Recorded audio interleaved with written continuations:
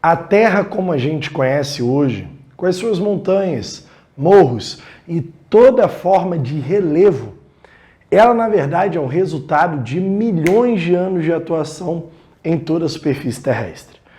Quero dar um destaque para vocês justamente que a aula de hoje a gente vai tratar sobre isso. A gente vai tratar de toda a estrutura interna até de fato o que a gente compreende sobre as estruturas geológicas brasileiras. Então, se prepara que hoje a aula é sobre geologia geral.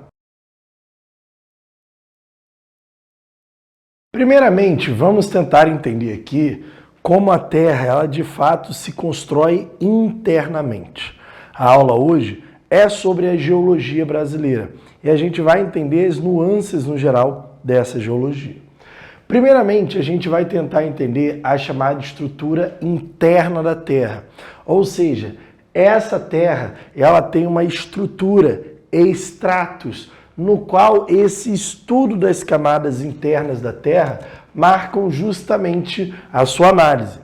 Essas camadas vão se diferenciar pelos materiais, uma vai ter mais níquel, ferro, silício, magnésio, alumínio, como também a consolidação, a forma em que esse material se encontra. A gente pode dividir em diversas formas de camadas. Vamos focar em 3 apenas. Vamos focar na chamada crosta, a litosfera, a gente tem o manto e temos também o chamado núcleo. Quando a gente fala da crosta, a gente fala sobre a camada superficial da superfície terrestre. Superficial da superfície, meu Deus, mas a camada superficial terrestre.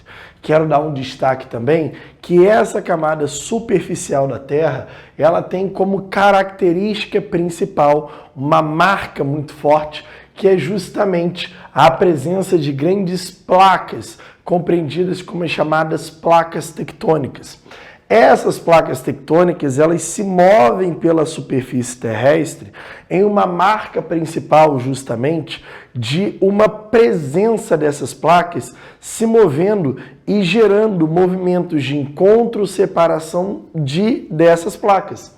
Essa crosta terrestre, então, a gente não pode pensar que ela é toda perfeitinha e fechada, consolidada apenas. Ela é toda fragmentada. Ela tem vários blocos. No geral, esses blocos eles podem andar unissinamente, ou seja, andar de forma unissa, e aí a gente vai formar as grandes placas tectônicas. Essa crosta terrestre vão ter falhamentos, vão ter rochas de diversos tipos, e é, de fato, o espaço, a estrutura em que a gente está presente. Aqui, essa estrutura interna da Terra, a crosta terrestre. Eu também vou dar uma dialogada muito clara a respeito das chamadas placas tectônicas. As placas tectônicas, nós temos uma marca principal que é justamente a presença na sua análise principal aqui, ó, que ela vai estar sendo guiada, ela vai estar sendo mantida pelo chamado manto. Existe um meio termo entre crosta e manto, e a esse meio termo a gente vai chamar de astenosfera. A astenosfera, ela é justamente a camada de transição entre o manto e entre a crosta.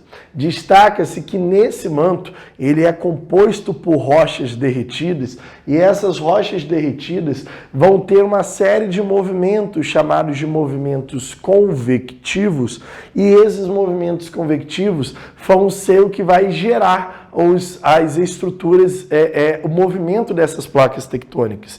Então, se eu tivesse que fazer uma marca, eu tenho movimentos, por exemplo, desse magma, que através do movimento convectivo pode subir, esse também pode acabar subindo e com isso gerando uma separação. Esse lado vem para esse lado e esse lado vem para esse lado.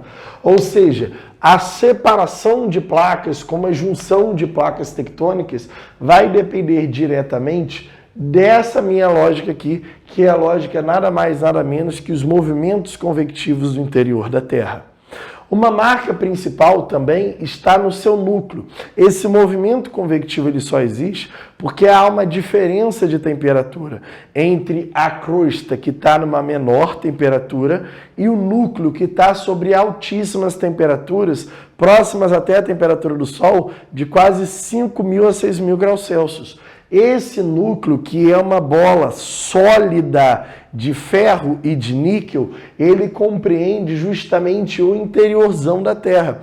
Esse núcleo, ele está sobre rotação, em contato e fricção com o manto, gerando o que a gente vai compreender justamente de os polos magnéticos da Terra, o polo positivo e o polo negativo, justamente através dessas estruturas internas da Terra, eu tenho manto. Então essa variação de camadas, ela vai acontecer tanto pela forma de densidade, quanto também pela consolidação dos materiais.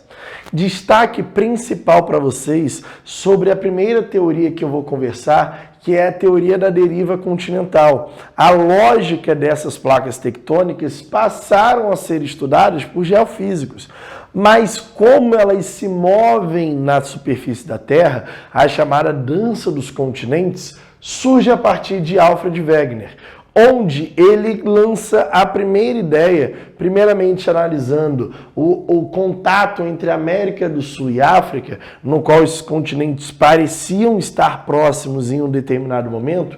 Ele lança a ideia que existia um grande continente há muito tempo lá atrás, um macrocontinente chamado de Pangeia. Então essa Pangeia, na verdade, ela não foi o início da Terra, não. Ela foi, pelo que parece, o quinto macro-último continente. Por isso o termo até é utilizado de dança dos continentes. Nas danças antigas era muito comum as pessoas irem dançando uma com uma pessoa, né?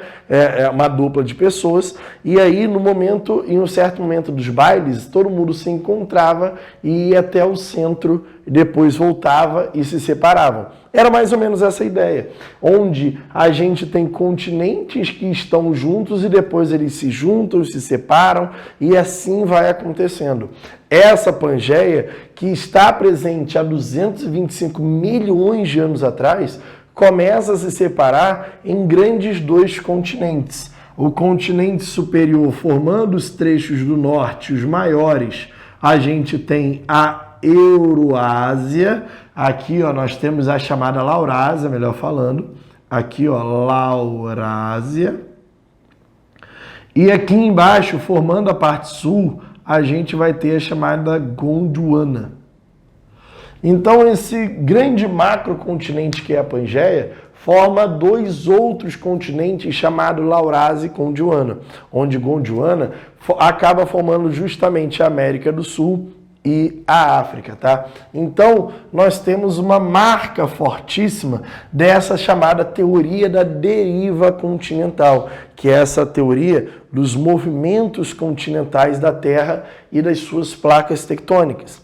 Essas placas tectônicas, no qual elas hoje podem se derivar, elas podem se quebrar formando duas, podem se juntar, eu tenho cerca de 14 algumas placas a mais, basicamente 15, se formando na superfície da Terra. Elas vão formar momentos de encontros e separações. Esses encontros e separações são os seus limites. Os limites, eles podem ser os limites de junções de placas tectônicas, mas por que se juntam? Porque esses movimentos convectivos formam a junção de placas tectônicas. Aí, de fato, no território mundial, nós vamos ter a formação de grandes cordilheiras, como a Cordilheira do Himalaia, formação de fossas oceânicas, como a Fossa das Marianas. Então, no limite divergente, também compreendido como limite destrutivo, é o limite onde as placas se juntam e uma delas acabam se destruindo. É o caso que eu posso citar, por exemplo, da placa de Nazca com a placa sul-americana, da placa indiana com a placa euroasiática, formando uma espécie de cordilheiras, e também placas que envolvem todas as áreas do Oceano Pacífico, formando o chamado Círculo do Fogo, onde nós temos uma presença imensa de terremotos principalmente nas bordas lestes da Ásia e também da Oceania. Eu posso também ter o limite de placas, chamados limites de placas divergentes, onde as placas acabam se separando uma da outra. E claro, o magma que está aqui embaixo, ele se expande, sobe e acaba formando mais trechos dessas duas placas. Por isso, essas placas elas acabam se construindo. A gente, inclusive, vai chamar desse limite chamado de limite construtivo, porque aí a gente vai construir a placa tectônica através desse limite. Assim, e aí eu posso citar claramente a separação da placa africana com a placa sul-americana, formando as chamadas dorsais, que são grandes cadeias de montanhas formadas na separação de placas que acontecem em relevos submarinos. Claro que se eu não consigo ver isso, porque isso está debaixo da lâmina de água, mas se eu andasse pelo assoalho oceânico, entre a América do Sul e a África, há uma grande cordilheira de montanhas, no qual a gente, por assim, compreende como os chamados limites construtivos à dorsal mesoatlântica. Destaca-se também o chamado Rift Valley, o rifteamento, onde a África, nós vamos ter o caso claro de separação da África em uma separação de placas tectônicas, formando um vale compreendido como Rift Valley. Isso pelo limite divergente da placa.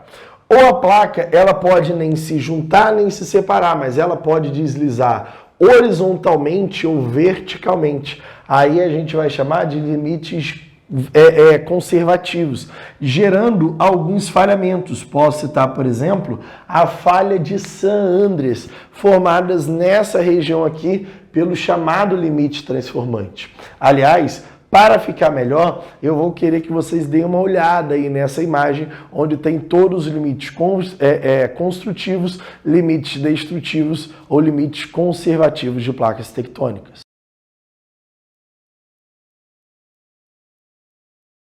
Vem comigo aqui, ó, que eu quero que vocês entendam que essas placas, elas são os conjuntos de rocha que vão compor de fato a atmosfera. E esses são movimentos muito lentos das placas, de poucos milímetros por ano, justamente que vão rolar entre elas. Por isso que essa movimentação de placas, a gente sempre acha que ela vai ser muito intensa, mas na verdade não, ela é lenta esse movimento. Destaca-se também que esses movimentos, por serem muito lentos, a gente precisa de uma contagem muito maior para ser feita. Por quê? Quando você fala de movimentos que demoram 50 milhões de anos, você não pode contabilizar através de meses ou de anos. Fica difícil, fica muito difícil. Então, a gente acaba utilizando o chamado tempo geológico, que é um tempo para escalas de tempo gigante. É uma forma de medição de escalas de tempo gigantes. Claro que eu quero que vocês entendam o seguinte: para este momento para cá, começando daqui, eu tenho um momento mais antigo. E à medida que a gente caminha isso daqui até a outra ponta, nós teremos os movimentos mais recentes. Então nós temos os momentos mais antigos e ali nós temos os momentos mais recentes da nossa placa tectônica.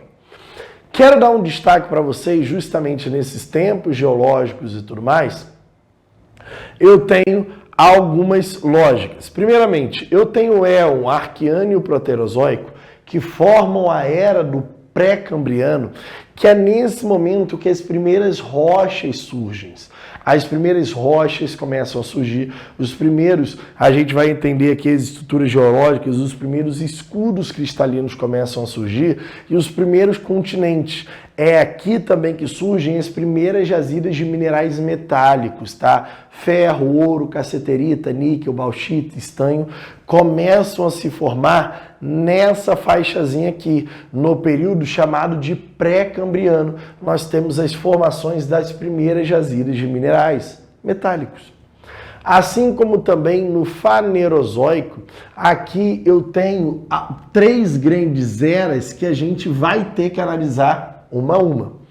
No chamado Paleozoico, que está dentro do Fanerozoico, nós vamos ter a formação da chamada Pangeia, há cerca de 400 milhões de anos atrás. A formação das bacias sedimentares continentais, tá? Além também, as primeiras jazidas de carvão vão ser formadas no período chamado Paleozoico. Assim como também no Mesozoico, nós vamos ter algumas características que são os movimentos da deriva continental começam a separar essa Pangeia há 250 milhões de anos atrás, 220 milhões de anos atrás. As bacias sedimentares oceânicas e também a formação de petróleo e gás natural começam a ser formados no Mesozoico. Petróleo é formado de matéria orgânica marinha. Então, os movimentos epirogenéticos de placas tectônicas, no qual a gente vai comentar mais à frente, acabam formando entradas no oceano e saídas no oceano. Com a junção de placas, uma placa pode deixar de fazer esse movimento e fazer esse movimento aqui, favorecendo a entrada de água no continente, gerando, por exemplo, petróleo e gás natural, já que petróleo vem de matéria orgânica marinha, peixes, líquens, musgos, carapaças de animais, entre outros. Já o Cenozoico é onde a gente se encontra. A gente, na verdade, se encontra no Cenozoico no período Quaternário. Aqui nós temos os grandes dobramentos modernos mundiais, as glaciações também surgem nesse período e as planícies brasileiras. Então, Cordilheira dos Andes, Cordilheira do Himalaia só surgem há 100 milhões de anos atrás, no período conhecido como período do Cenozoico brasileiro, tá? E assim como também muito recentemente, porque a gente ainda pode pegar esses 100 milhões de anos e dividir em 4 partes, o Quaternário, ou seja, os 25 últimos milhões de anos, marca, por exemplo, o crescimento do homem, as formações das grandes planícies brasileiras, mundiais, como também os períodos das grandes glaciações nacionais, mundiais, melhor falando. Então, eu tenho o período mais antigo para o período mais recente marcado para vocês. Assim como também os tipos de rocha. Eu posso ter rochas que se formam diretamente pela consolidação do magma. Essas rochas a gente vai chamar de rochas chamadas de rochas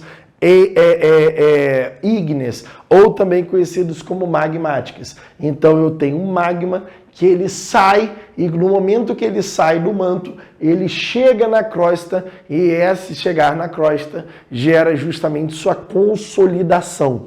Essa consolidação, ela pode ser porque teve de fato contato com a atmosfera, e isso se resfriou muito rapidamente. Eu posso até mostrar algumas coisas aqui para vocês. Eu tenho, por exemplo, algumas rochas que são rochas do tipo extrusivas, essas que são resfriadas muito rapidamente, e aí eu vou citar o caso do meu querido basalto para vocês. O caso do basalto é um caso, claro, justamente de uma rocha. Normalmente rochas extrusivas, elas são rochas onde tem normalmente as mesmas cores, tá? E as intrusivas, que nós vamos ter, por exemplo, o chamado granito, aqui para vocês, bonitinho, o chamado granito, certinho para vocês, tá? Então, essa daqui são as rochas ditas rochas ígneas magmáticas, tá? Elas podem ser intrusivas, porque elas se formaram dentro do cone vulcânico, então elas demoraram muito tempo para se esfriar, por isso que elas não têm as mesmas cores, não. Elas têm pontinhas pretas, pontinhas brancas, pontinhas cinzas, porque elas demoraram mais tempo para se esfriar. Já o chamado basalto, ele se esfriou com muita rapidez, e aí gera justamente essa mesma cor. Ela é extrusiva, então ela teve contato com a atmosfera. Já as rochas sedimentares, eu posso citar aquelas rochas formadas por sedimentos de outras rochas. Posso citar o caso diretamente do calcário para vocês, tá? Ou a gente vai ter a formação de outras rochas, a formação direta do chamado calcário. Deixa eu colocar aqui, e normalmente essas rochas, elas são muito mais frágeis, tá? Essas rochas chamadas de rochas sedimentares bonitinhas para vocês. Então, vamos imaginar aqui, eu tenho sedimentos de rochas que sempre estão sendo depositadas no mesmo local, de modo que é tanto peso, tanta pressão, que através da diagênese e compactação, aquilo acaba se formando uma nova rocha, chamada de rochas sedimentares. Então, esse meu calcário aqui, eles eram restos de rochas, de cálcio, que acabaram sendo pressionados e formando uma rocha. Claro que eu também posso ter, por alteração de temperatura e pressão, por exemplo, o magma que chega aqui muito próximo da superfície e acaba alterando ali a temperatura do entorno, eu posso ter gerado um chamado metamorfismo. Aqui estão as rochas mais resistentes do planeta terrestre, tá? E aí, normalmente, devido à alta pressão e alta temperatura, a gente tem a formação do chamado gneiss, que são rochas extremamente rígidas, formadas por alta temperatura e alta pressão, onde os minerais se adequam mais e por isso eu tenho essa extrema rigidez. O caso do mármore também é esse caso claro para vocês, tá? O caso do mármore, bonitinho dentro dessa ideia. Destaca-se também as chamadas estruturas geológicas. As estruturas geológicas eu posso ter através dos chamados escudos cristalinos, bacias e dobramentos modernos. O que são as estruturas geológicas? É a mesma coisa que eu perguntasse do que é feito. Muita gente confunde isso com planaltos, planícies e depressões. São coisas diferentes. Planaltos, planícies e depressões nada mais é, melhor falando, do que formas do relevo. Então eu posso pensar uma forma como um tablado, um chão. Isso é a forma. Já do que é feito essa forma, a gente vai chamar de estruturas geológicas, tranquilo? Então, as estruturas geológicas, nós temos os chamados escudos cristalinos, que são as rochas mais antigas. Normalmente, nos escudos cristalinos, eu estou jogando aqui tudo que está em vermelho no mapa, é onde eu vou ter a maior reserva de minerais metálicos. É onde, por exemplo, eu vou ter as rochas mais antigas do nosso território. É aqui justamente nas chamadas estruturas geológicas. Também é nesse momento que eu vou ter as rochas mais resistentes também, tá? Por isso, os escudos cristalinos marcam muito o nosso território, com cerca de 36% do nosso território. E é onde nós vamos ter ferro, ouro, cassiterita, bauxita e estanho, em áreas de escudos cristalinos. Já em áreas chamadas de bacias sedimentares, é onde eu vou ter as áreas das estruturas mais rebaixadas, tá? Normalmente, estruturas mais rebaixadas essas, com resíduos de minerais e combustíveis fósseis. Então, sempre onde eu vou ter petróleo, gás natural e carvão, é em áreas de bacias sedimentares, como o carvão no sul do país, aqui, todas essas partes laranjas. No Brasil, as bacias sedimentares compreendem 64%, sendo que desses 64%, 8% foram terrenos vulcanizados, onde aqui na Bacia do Paraná nós tivemos o maior derrame de magma do mundo, aconteceu nessa faixinha aqui. Então, as bacias sedimentares são 64%, enquanto escudos cristalinos são 36%. Destaca-se também para os chamados dobramentos modernos. No Brasil, vocês não vão achar nada verde, porque nós não temos dobramentos modernos. Temos antigos dobramentos. E os antigos dobramentos formaram uma cordilheira muito grande há milhões de anos atrás, que hoje nós temos os resquícios dessa cordilheira. Nós temos montanhas antigas ou também compreendidas como as chamadas serras. Essas serras a gente compreende, por exemplo, a Serra do Mar, Serra do Espinhaço, Serra da Mantiqueira. Então, o que hoje é Petrópolis, Teresópolis, Nova Friburgo, um dia já foi uma cordilheira lá atrás. Esses desdobramentos modernos estão presentes justamente em áreas de limites convergentes, onde vão ter fortes ocorrências de terremotos muito presentes nessas áreas, como o caso da chamada Cordilheira dos Andes, ou também a chamada Cordilheira do Himalaia. Então, no impacto de placas tectônicas, eu formo os grandes dobramentos, formando grandes cadeias montanhosas, tá? Que nós vamos ter em todo o mundo. Então, a formação, a feição, a forma do relevo de montanhas só está presente em dobramentos modernos. Claro que, olhando aqui o nosso Brasil, nós vamos ter 36% de escudos e 64% de bacias. Esses escudos vão ter uma série de jazidas mineralógicas e eu quero focar em algumas com vocês. Primeiramente, o quadrilátero ferrífero em Minas Gerais, pegando Sabará, Santa Bárbara, Congonhas e Mariana, formam um quadrilátero chamado de quadrilátero ferrífero, sendo a maior produção nacional. 75% de todo ferro produzido, consumido no Brasil, vem dessa...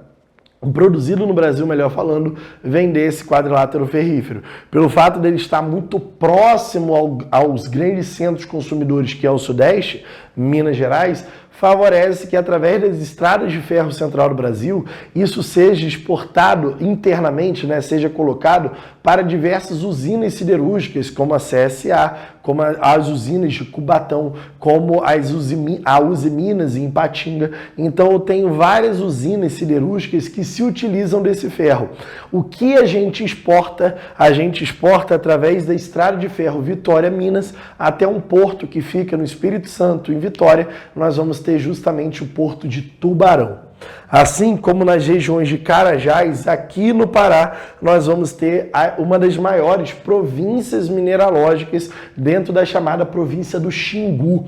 Destaca-se a grande presença, uma das maiores reservas de ferro a céu aberto do mundo. Mais de 500 anos de exploração nós vamos ter aqui na chamada Serra de Carajás. Essa Serra de Carajás, eu tenho ferro, manganês, bauxita, ouro. A Serra Pelada, por exemplo, estava dentro do complexo de Carajás. Essa região foi extremamente aproveitada no período militar, tá? Com um projeto chamado Projeto Grande Carajás, dentro dessa área.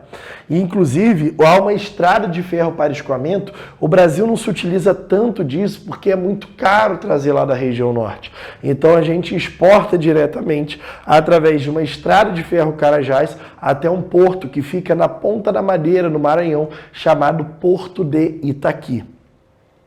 No Vale do Rio Trombetas é onde nós temos a maior complexo de bauxita. Então nós temos o Polo Trombetas, dentro lá desse mesmo projeto Grande Carajás, onde ficava na extração de bauxita no território nacional. Essa extração de bauxita, ela é feita em uma serra chamada de Serra de Oriximiná. E grande parte dessa bauxita abastece algumas usinas, tanto na cidade de Barcarena como na cidade de Itaqui, nas regiões de Barcarena, Pará, e assim como Itaqui também nas regiões de Maranhão. Algumas usinas de bauxita que produz alumina, que vai virar o alumínio, a gente tem a chamada Alumar, Alunorte, Albras também. Nós vamos ter uma série de setores de produção de alumínios através desse Vale do Rio Trombetas.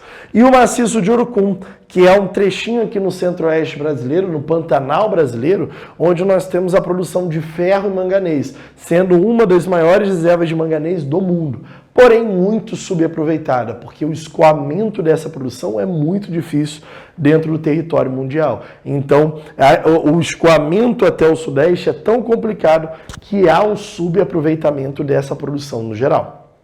Galera, espero que vocês tenham entendido ponto a ponto disso tudo aqui. Vamos fazer o seguinte, antes de mais nada, acesse aqui o link da descrição para que você faça uma série de exercícios sobre esse assunto. Ao mesmo tempo, também, não deixa de curtir o vídeo, compartilhar para os seus amigos, salvar esse vídeo e, se possível, se inscreva no canal e ative o sininho para receber o máximo das notificações de todos os vídeos que eu vou postando para vocês. Espero que vocês tenham curtido essa aula completinha e bonitinha para vocês. Então, beijos e abraços, estamos juntos e até mais. Valeu, galera. Tchau, tchau.